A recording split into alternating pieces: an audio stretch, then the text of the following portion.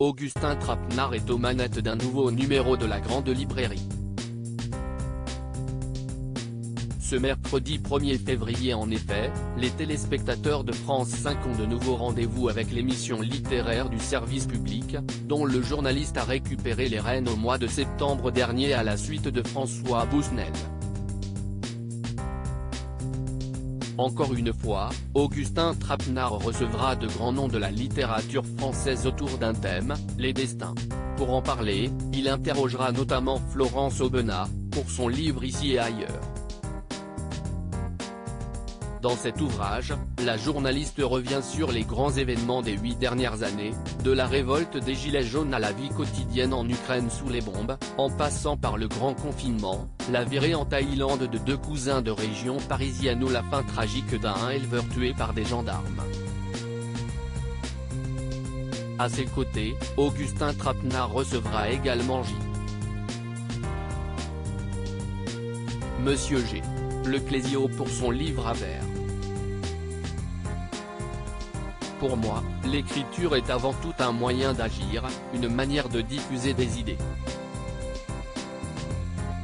Le sort que je réserve à mes personnages n'est guère enviable, parce que ce sont des indésirables, et mon objectif est de faire naître chez le lecteur un sentiment de révolte face à l'injustice de ce qui leur arrive, expliquait l'auteur.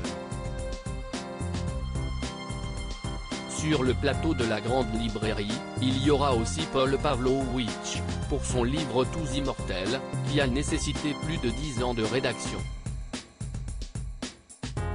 L'écrivain y raconte les souvenirs de ceux qui ont partagé sa vie, les icônes Romain Gary et Jean Seberg.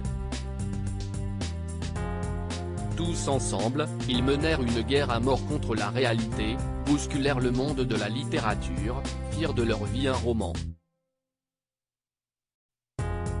Pour le meilleur et pour le pire.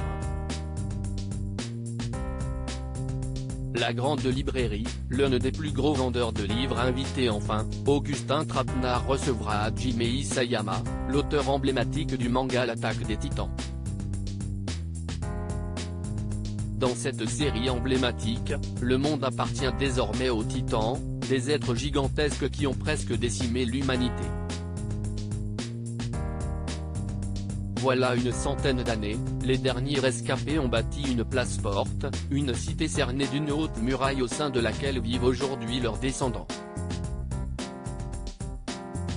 Parqués, ignorant tout du monde extérieur, ils s'estiment au moins à l'abri de ces effroyables êtres qui ne feraient d'eux qu'une bouchée.